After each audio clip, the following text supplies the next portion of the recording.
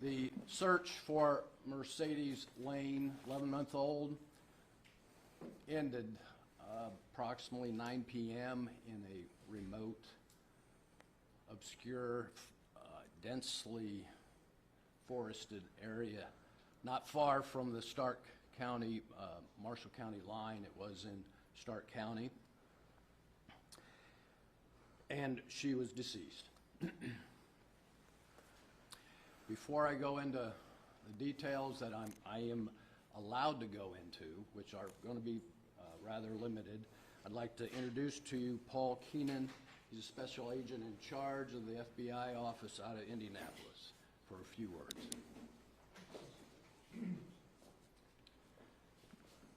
Good morning. I just wanted to take a moment to thank all of our partners that we work with in the local law enforcement community here, state police.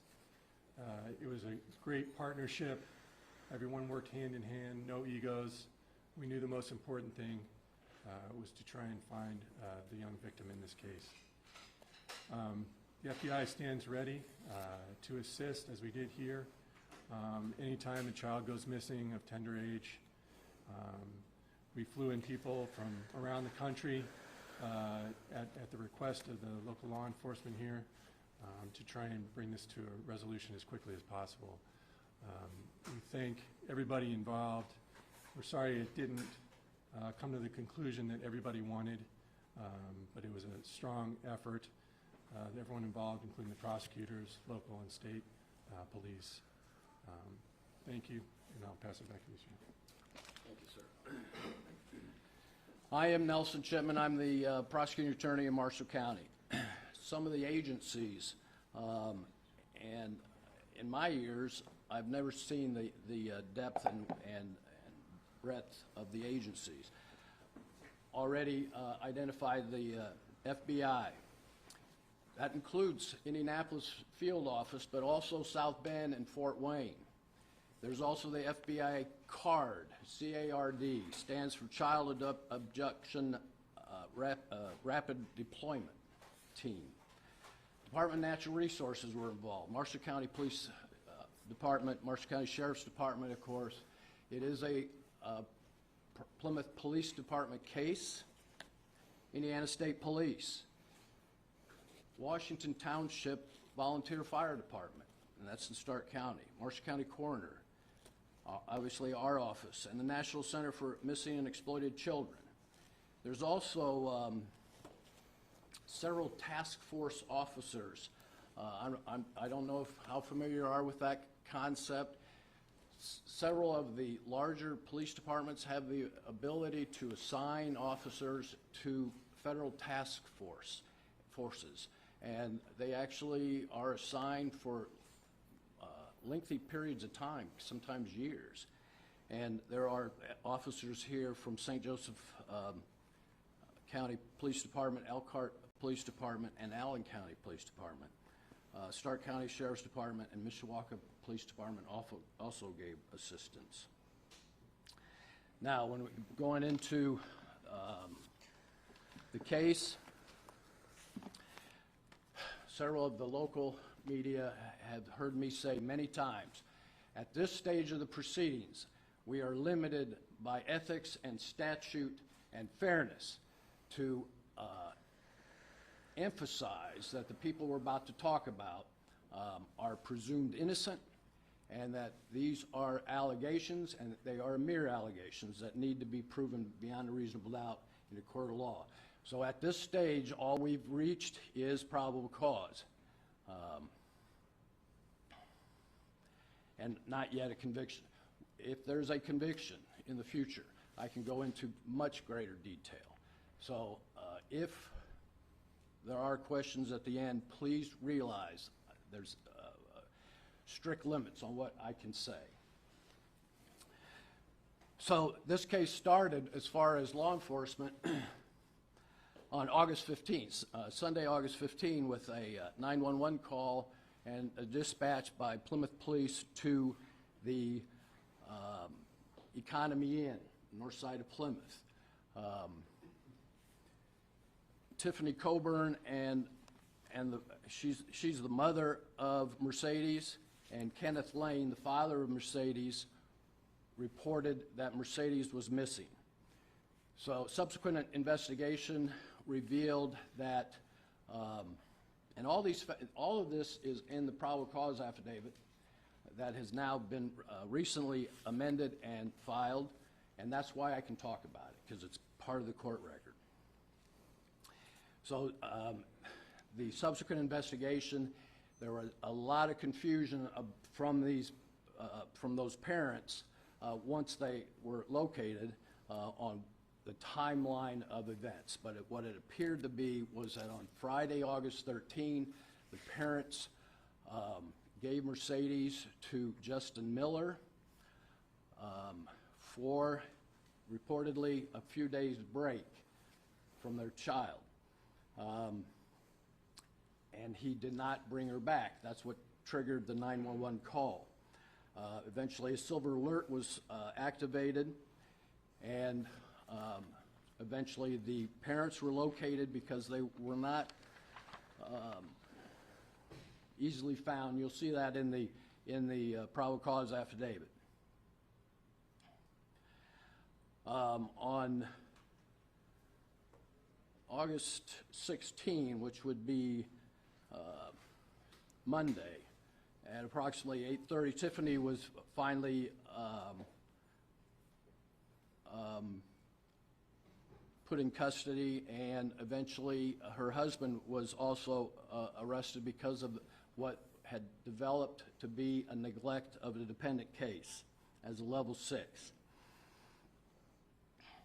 Eventually,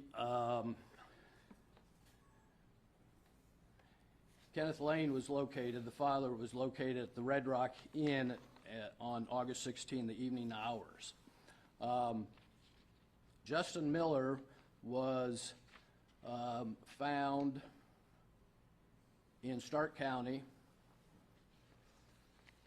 at a residence, and he too was brought into custody and interviewed numerous times. Eventually, yesterday afternoon, after interviewing, after several times of being interviewed, Justin Miller led officers to this location in Stark County. It was secured as a crime scene. We waited for crime scene investigators to arrive and process the scene, and it was several hours before Mercedes' body was removed from the area. As a result, Kenneth Lane is charged with a level 6 neglect of a dependent. Tiffany Coburn, the mother, is charged with a level 6 felony neglect of dependent, and that involves the allegations of giving the child to Justin Miller under the circumstances that the investigation has revealed. Justin Miller has now been charged, or will be charged, the paperwork is being processed as we speak, with an L1, level 1 neglect of a dependent resulting in death. Level 1 is punishable by a maximum of, well, between 20 to 40 years. Level 6s are 1.5 year to 2.5 years. Their initial hearing will be probably tomorrow, and the court will inquire if they are going to retain counsel or have a court-appointed counsel, and certain dates will be set up, pretrial conference, omnibus dates, and status conferences, and we'll see how that progresses.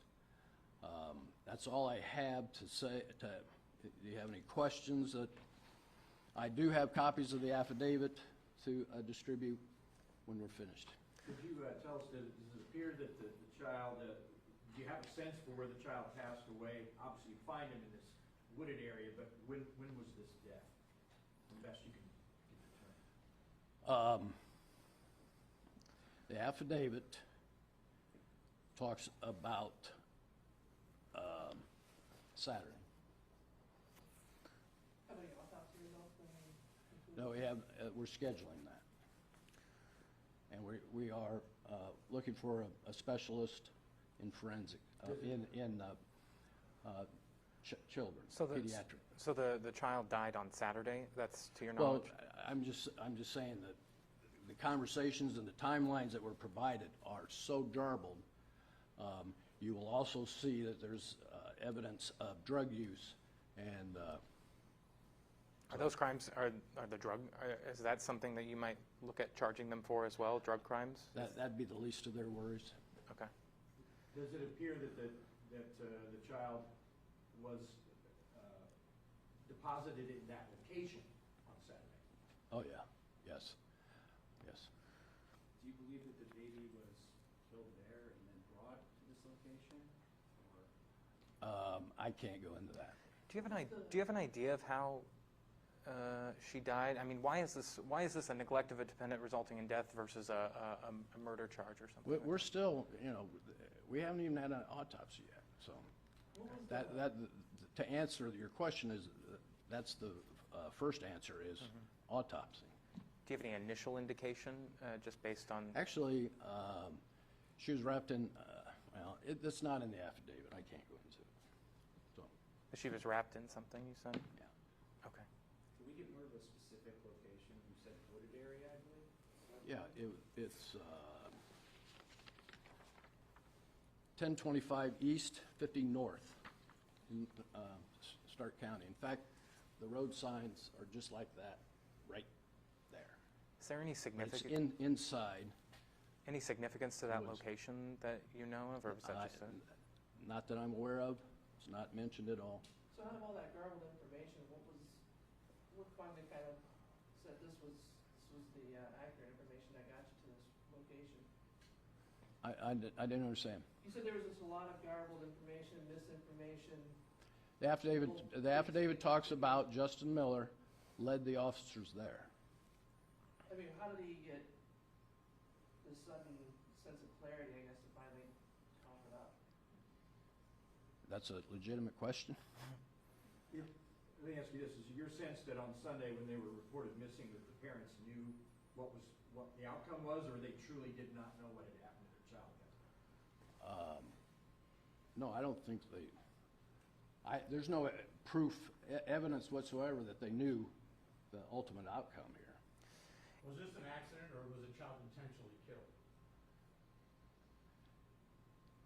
We're not to that point. It's not in the affidavit. I can't talk about anything that's not court record. how's the family doing?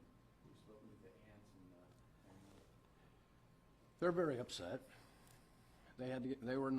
We had a press conference 2 days ago, the Plymouth Police Department, with the grandmother and an aunt. They were upset then, of course, and I know that they were notified last night. You said initial court hearings are set for tomorrow, right? Pardon me? Initial court hearings set for tomorrow? I believe so. I can't vouch for it, but I would think it would be cranking up. Do you anticipate amending the charges after that? No, I have no evidence to suggest amending anything quite yet. The evidence is still coming in. Like I said, the autopsy hadn't even been scheduled. That's why I was asking if there would be amendments later. Oh, that depends on the evidence. Did Mr. Miller admit to killing the baby or just depositing the body? It's not in the affidavit about any admission. But he admitted to depositing the body. He led them there. Okay. But he didn't admit to actually leaving the baby there. He just led them to the crime scene, right? He led them there. Okay. Said that. And in the affidavit we got yesterday, it had said that the parents had been uncooperative in finding their child. I believe that's a direct quote. Why? Can you explain why that was in there? I mean, how have they been uncooperative? Well, you can see from the sequence of events that there was a 911 call, and then they couldn't be found. Yeah. And it took some effort to find them. It also talked about Mr. Miller saying he went to a friend's home in Coons Lake, but possibly went to his girlfriend's house in Mishawaka. Were you able to verify where exactly he was during this time? Yes. Okay. And where was that? both places.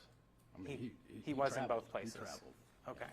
So he's indicating that he is using drugs and high at various times during these periods of time between Saturday and Wednesday? There's not a lot of that in the affidavit, but there is evidence to suggest that. He admitted to using synthetic marijuana, though, correct? That was in the affidavit? That was in the original, yeah. Okay. And the parents were using methamphetamine? That was in the original affidavit, yes. Yes. Okay. When were Mercedes' family notified of all this? As far as the discovery? Yeah. 10 p.m., 10, 11. Can you describe the level of frustration that I see a lot of your officers back here who put in a lot of time, you put in some time on this, with the outcome, just from the law enforcement perspective, how difficult cases like this can be when you have a young child involved? Well, absolutely. Almost all of us I can see are parents, and the common thread that people have with 11-month-old. Everybody wanted to find this Mercedes alive and healthy. So there's, in the same vein, these guys make a living from seeing some of this, and we wanted it to turn out differently. It didn't. Does the fact that Mr. Lane has a previous charge of neglect of a dependent from 6 years ago, would that cause him to be charged additionally, or that to be an elevated charge or anything like that? It wouldn't off the cuff right now. Okay. It could have other ramifications later on. Okay. Mr. Lane previously admitted to trading a minor for drugs. Is there anything in the affidavit about that No, this time around? no. The affidavit describes a situation of some parents that gave the child to Mr. Miller, and they talked about taking a break. So there's no evidence of any selling or anything. In the affidavit, Mr. Miller, I believe, told police that he left the baby with a woman at the motel. So did that turn out not to be true, or is that something you're still looking into? No, we're not looking at that. Okay. So that turned out to be false information? Just logically, yes, it was false. Okay. The affidavit mentions that Mr. Miller was a family friend of the Lanes. Are you able to elaborate a little any more on the relationship they had, how they knew each other, how long they had known each other? I cannot elaborate on that. Okay. Not that there's anything that I see of significance right now, but I don't know to the extent, but they did know each other, certainly. There was some mention that they might have been related. Are they related? Is that confirmed, or you don't know? Okay. And he was related to who, possibly? I don't know. Tiffany and Kevin. Okay. To Kevin. You mentioned several different agencies that were involved. Is there a total number of law enforcement officials that worked on this? Wow, that would be a good answer. Anybody have any idea? If I described it to somebody about when we had briefings back there, I'd say there's 30 people or more, or 40. And there's some, the resources, and if we can change tracks for a second, the resources that came to bear to go all over the 3-county area, St. Joe, Marshall, and Stark, is actually absolutely astonishing. There's no way a police department like the size of Plymouth, 24 officers, could do any, to send out two-person teams to interview literally dozens of people and gather video from doorbells, for goodness sake, and security cameras from neighbors. But for the notion that we should defund police, this is an example of where that is so wrong and misguided. If anything, we need this help, this bolstering of assets. Are there any other suspects still looking at, interested in? No. Could you confirm the location one more time of where she was found? 1025 East Division, did you say? No. 1025 East 50 north? and 50 North, Stark County. Stark County has a road system that would put you, last night it didn't help me, but I got there. And actually, that is the very intersection that the woods are, and How far back into the woods was she? I do not know that when it was taped off, and nobody was going to go back except the CSI guys for hours. For hours. And there was no real I mean, when he finally led the officers to this location, he was able to very directly go there, or was he wandering around trying to figure it out again? I have no indication either way.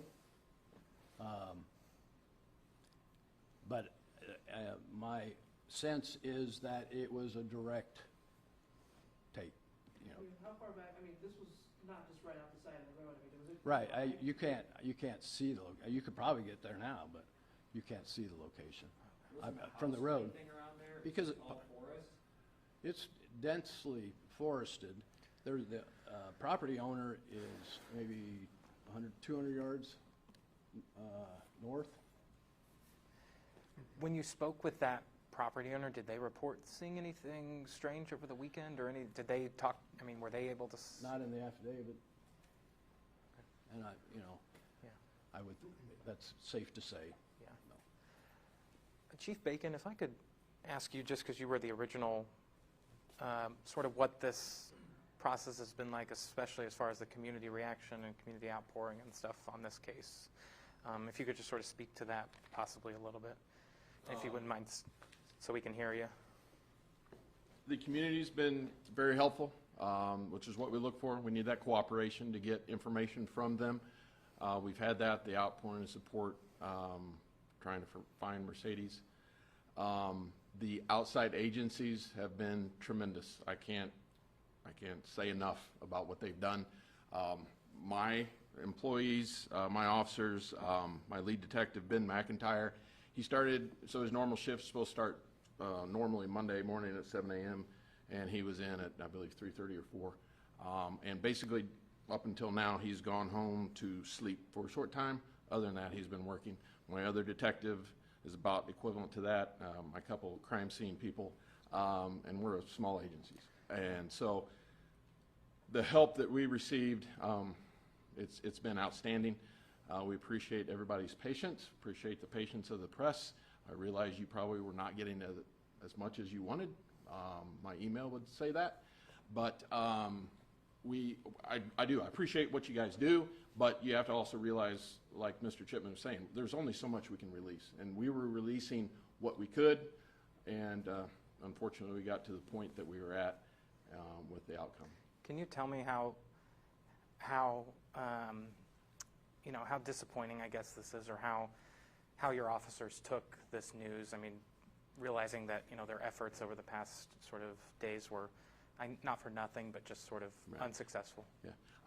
Obviously, as Mr. Chipman stated, officers have children. When you're dealing with a child, it's obviously different. Anybody that has a child, there's that special love. And so you never want to see this happen. Can you talk about also just what you guys have been, we've obviously have seen you talk about sort of what has been going on behind the scenes over the past couple of days.